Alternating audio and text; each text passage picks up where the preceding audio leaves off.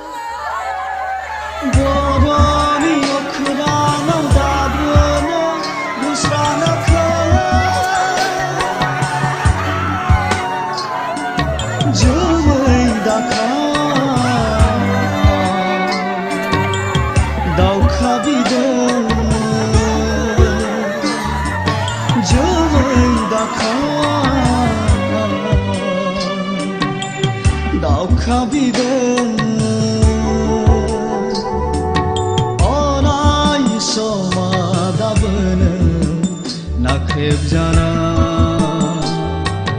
अराय समादाबोनो नासयजाना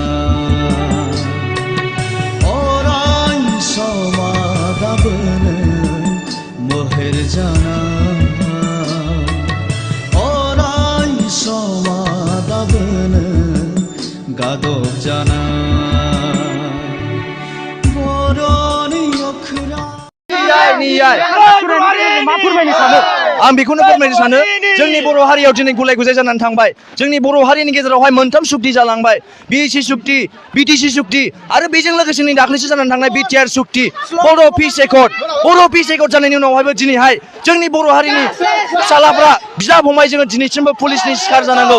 दिनै जोङो बड'लेण्डनि थाखाय नांनायावहाय दिनैसिमबो जोङो पुलिसनि शिकार जानानै दाउसा मावरियाफोरबायदि गावथार जानांगौ, एनकाउन्टार खालामजानांगौ आरो जिहेथु दाख्लै जोंसार मुसाहारि आरो बिनि लोगो एनकाउन्टार जादोंमोन बेखौ आङो बुंनो थाङो थोंजोङै बेयो फेक एनकाउन्टार, बेयो नंखाय आरो बेजों लोगोसे दिनैहाय एबसुआबो दिनै सिरि, दिपेन बर' बिथाङाबो सिरि, प्रमद बर' बिथाङाबो सिरि आरो दिनैहाय मानो हेमन्त बिश्व शर्मायाबो सिरि। आं बेखौनो बुंनो सानो जोंनो नांगौ नियाय, जों नियाय मोनागौमानि जोङो जांख्रिखांबाय थागोन आरो जोङो गावनि राइटनि थाखाय जोङो मालाबा गनानै थाया। दिनै जोङो सात्र फरायसा हिसाबै जोङो ज' जादों, ज' जानानैहाय रावबो फरायसा आफाद फैयैनि जाहोनावहाय जोङो फैनानै बिनि न'खर संसारखौ नायफैनाय जादों। बेजों लोगोसे जा मदद होनो हायो जों बेखौनो फैदों। गोजोन्थों। सेंग्रा हिसाबै दिनै कलेजाव थांगोन, सोरबा दिल्ली मुम्बाइ खामानि मावनो थांगोन। बेबायदिनो जाथाया जुदि जाबाय थायोब्ला सानफा साफा बेबायदि बर' जाखांफुनाय लाइमोनफोरखौ एक्सट्रिमिस्टनि मुङाव साजायनानै गावथार जाबाय थायोब्ला जों बेखौ सहाया। हारिया आगोलनिफ्रायनो गोबां जोंहा खहा जाबोबाय। बर' आइजो जा, सिख्ला जा, सेंग्रा जा, गोबां जोङो एक्सट्रिमिस्टनि मुङाव हारिया खहा जाबाय आरो जों बेखौ खहा जाहोनो सानला।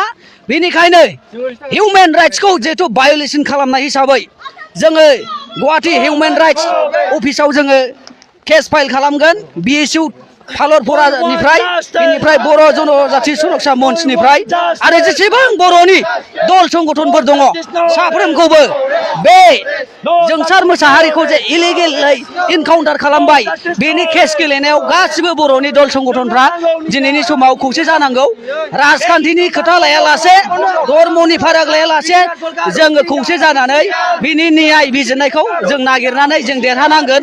अब्लासो बर'फोरनि सायाव इनकाउन्टार, एनकाउन्टारनि मुङाव जे गावथारबाय थानाय बेखौ सरकारा बन्द' खालामगोन। बेनिखायनो आङो साफ्रोमबो बर' माहारिखौ खौसेयै नैबे केसखौ